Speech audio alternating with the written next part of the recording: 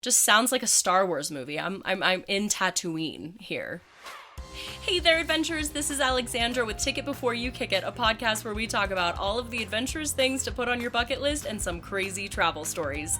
This week we are going to be talking about one of the most beautiful and unique parks in Colorado, which is the Great Sand Dunes National Park. On this episode, we'll talk about what it is, what to do there, and my personal experience with going there in my massive fifth wheel RV. So first, let's talk about what are the Great Sand Dunes. Now, this is basically a giant sand pit that is in the middle of the mountains, which I'm gonna be honest, this does not make much sense to me. And I did go in the visitor center, I went in their little museum area to learn about it, and it still just doesn't really make sense to my brain on how there's just this desert in the middle of nowhere.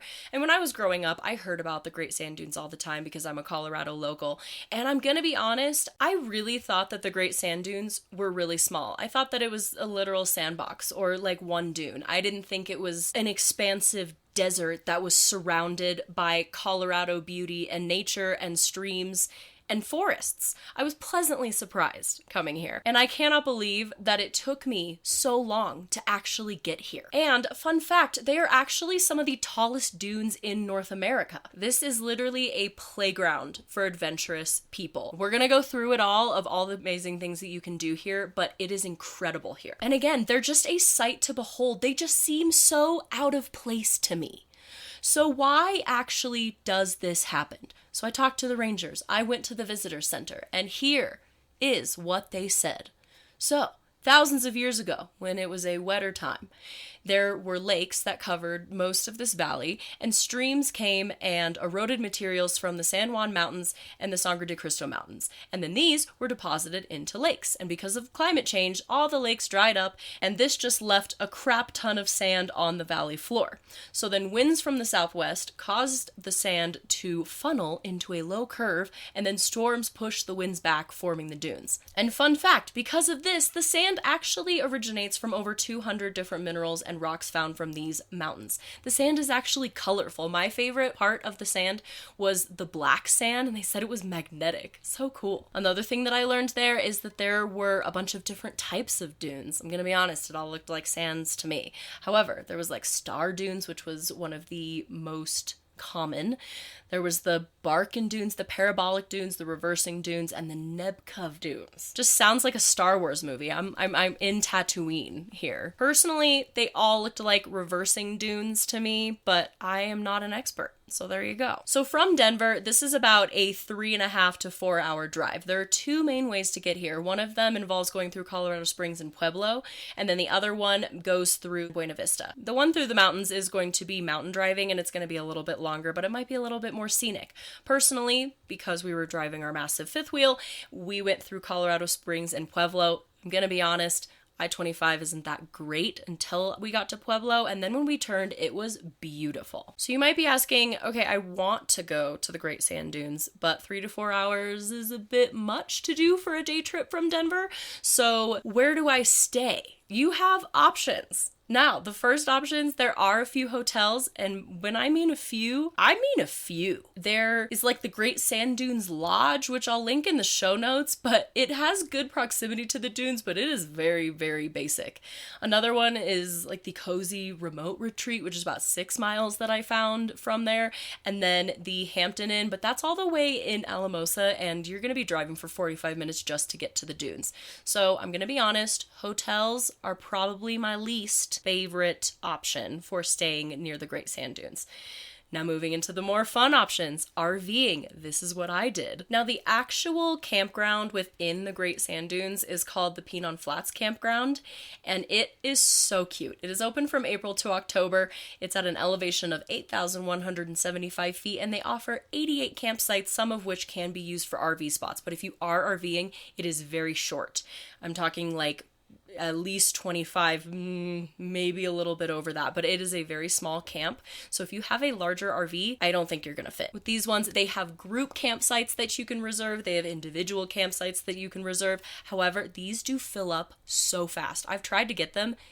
they're non-existent. So I would definitely make your reservation at least 6 months in advance, because in the summer, this place is crazy busy. They know it's cool. The Coloradans come flocking because they know it's cool. And it's not bad. It's like $20 a night. They do say that if you are doing an RV, there are no hookups, but there is a dump station and a fill station. And they do stress that if you are over 35 feet, aka me, you physically will not be able to turn in the park. So please be aware of this if you are going to bring an RV or a trailer to camp in the Great Sand Dunes. If you're going a little bit more adventurous, they do have backpacking permits.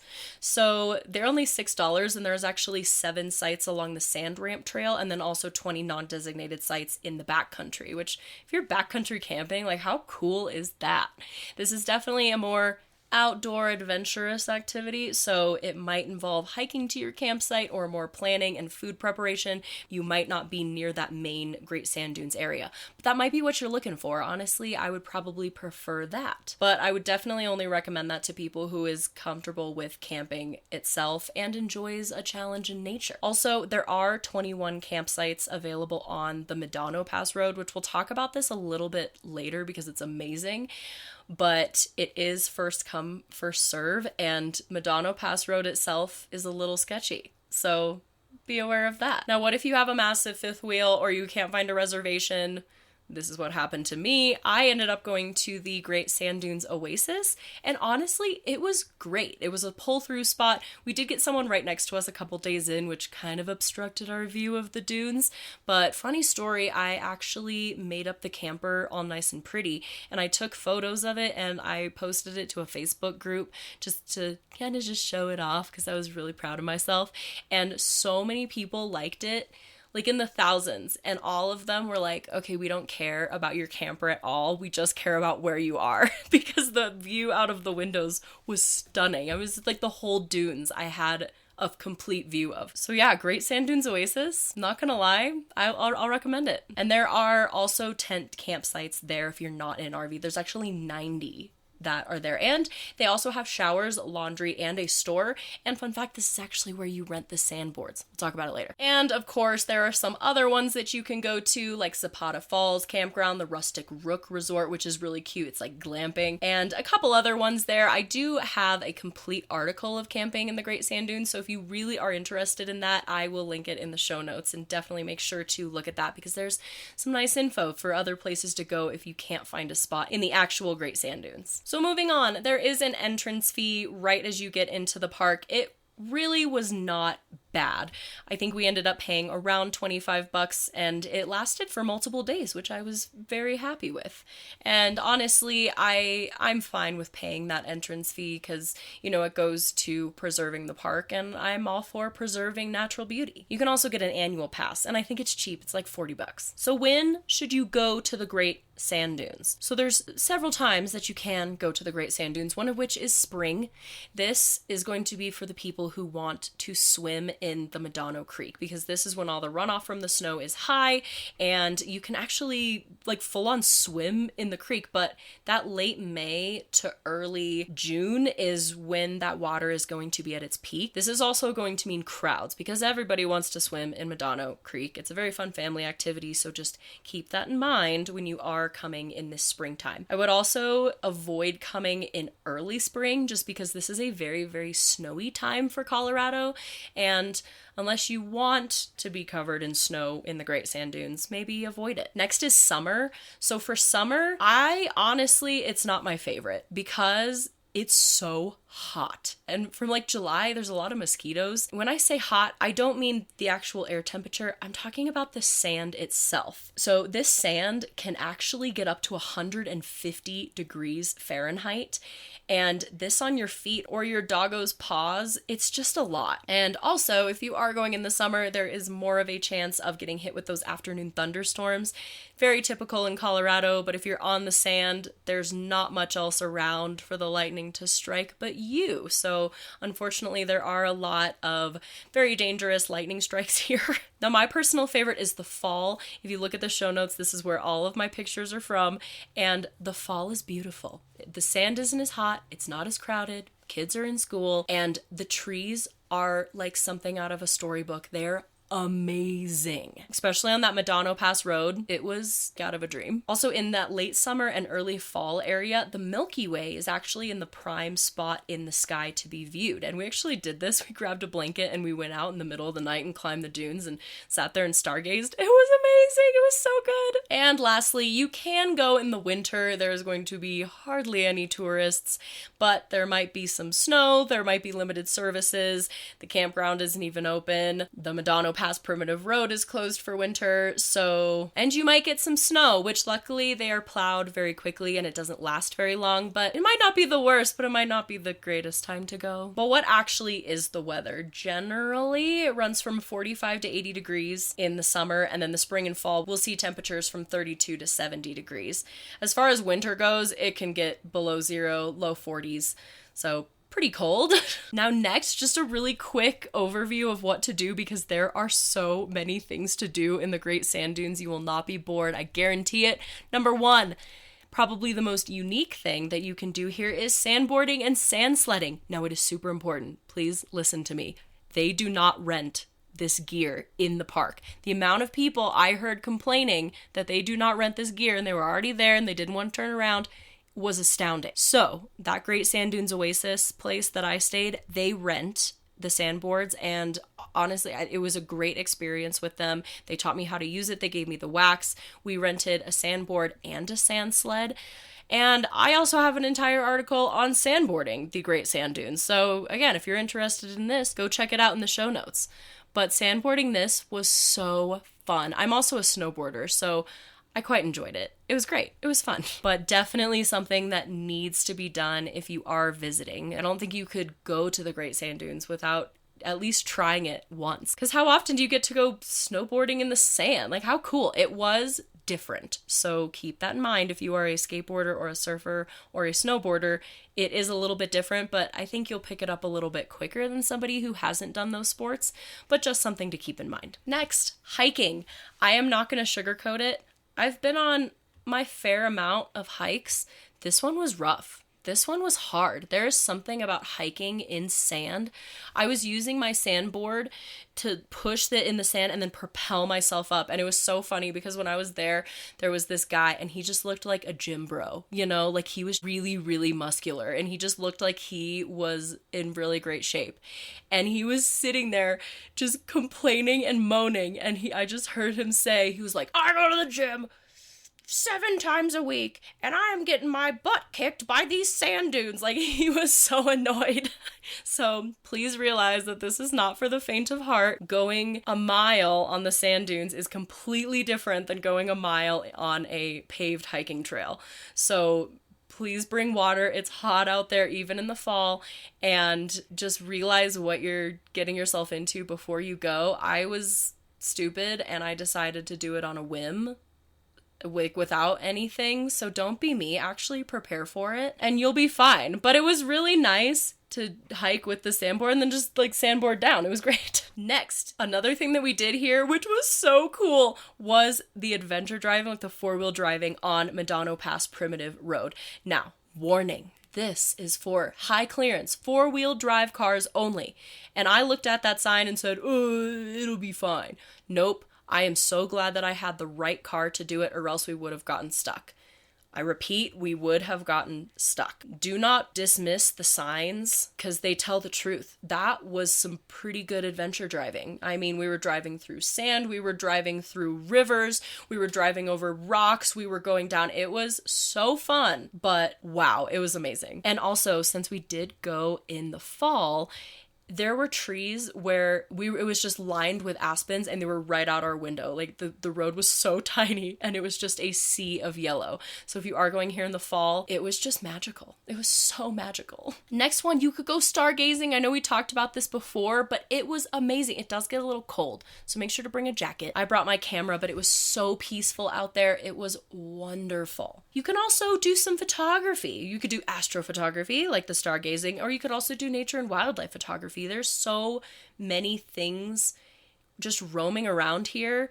Also be careful because there's so many things roaming around here, but it's a perfect time to just whip out the camera. And also educational opportunities. So they offer several ranger programs and educational programs if you are interested, especially for kids. They have evening programs. They have an exhibit in the visitor center. I learned so much there at that visitor center.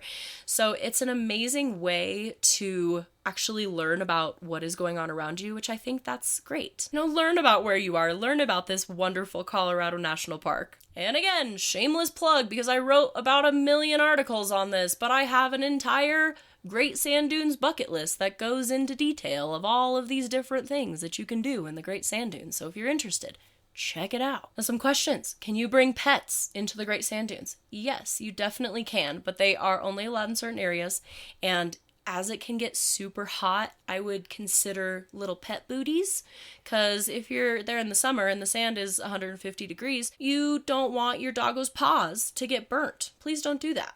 Or leave them in the car. Just be sensible. Use common sense. And I would also consider carrying significant water for both you and your pet, because you're not the only one who gets hot on these dunes. Your pet also gets hot. Now going back to all the other things that you can see in this park, and I'm going to list these off because there are so many wildlife opportunities here. My personal favorite was the Great Sand Dunes tiger beetle. There are over 250 species of birds. There are trout, minnows, an oared kangaroo rat, a mule deer, which they are everywhere and they're in the road, so please be careful. Black bear, mountain lion, pronghorn, bighorn sheep, beavers and badgers, bison, some lizards, some snakes, and a wide variety of frogs and salamanders. There is also a lot of other things that I personally would not want to see, like centipedes and spiders and millipedes.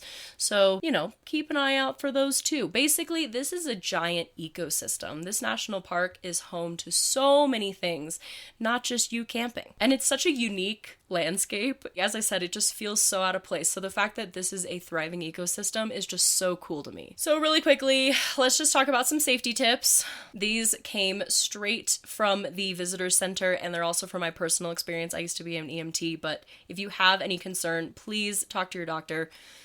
Don't quote me on any of this. I'm just trying to help. So let's get started. The cell service can be really spotty. So I would definitely talk to the visitor center if you do have an emergency, or try to call 911, but just keep in mind that it can be a little iffy sometimes. And next, that sand is super hot, so just please be careful if you do come in the summer, and watch out for those lightning strikes. They said that if you're caught outside, crouch on top of a backpack or another item to prevent ground charge and stay in areas with trees. And I feel like this changes every 2 years, so just be prepared and know what happens if you are in an area with lightning. Obviously, if there's a storm coming and you are on top of the dunes, don't be there. But I've heard several things like lay down on the ground, or, so just make sure to talk to the visitor center and make sure that you are up to date with the best thing to do in case of a lightning strike. Now, next, as I said that there are so many deer on the road, I actually almost hit one, so just be careful when you are driving through the park, because there are a lot of deer and other wildlife everywhere, and you just want to preserve and, save yourself as well. Also, if you are going on the sand dunes or hiking or sandboarding or doing anything, I would definitely bring one of those little buffer things, or a gaiter, or just something to go over your face, and some sunglasses and maybe a hat, because it's hot, the sun is beating down, you're gonna get sunburned, especially if you're like me and super pale. And also, sometimes the wind can pick up and you can get what they told me was called sand blasted. So sand can just go everywhere. I personally didn't experience this there, but I was very glad that I had something to go over my neck, my face, and my eyes, just to protect them from the sand. And just pay attention to the signs and the rules. With the Medano Pass, I was very hesitant because we first went in with a car that wouldn't have made it, and I was like, oh, just go. Yeah, I'm really glad that they were like, no, please stop being weird. And we came back with another car that was suitable for it, and I am so glad that they listened to the signs. They're really there for your safety, and they know what they're talking about. Now, next, this is a high elevation area. Depending on where you are, you might be at 8,000 feet. So if you start feeling sick, just descend slowly, rest, hydrate, call for help if you need to. Altitude sickness is not fun. Please don't let it be you. Also, I have to say this, that Colorado is known for its legal substances, and since this is still on federal lands, it is still illegal here. So if you're having fun in Colorado, don't bring it here. And just never feed or approach wildlife. Just enjoy it from afar, snap it with your camera, and leave it alone. And if you do need anything first aid related, they literally had everything at the visitor center. It was so nice. So what do you think of the Great Sand Dunes National Park? Would you come here? Is it on your bucket list? Have you already checked it off of your bucket list? Definitely don't forget to get in touch. Tell me. I'm on all social medias at The Bucket List Mermaid, and you can also check out my website, www.thebucketlistmermaid.com. I will be linking the show notes because, as I said, I have about 1 million articles of all of these little tidbits, so there's a lot of information on my website, and I will be linking every single article that I have on the Great Sand Dunes on those show notes so that you can be informed when you are checking this off your bucket list. And it does deserve to be checked off your bucket list. So unique, so cool. If you did enjoy this episode, please don't forget to subscribe to your favorite podcasting platform, and we will see you next time. Happy adventuring!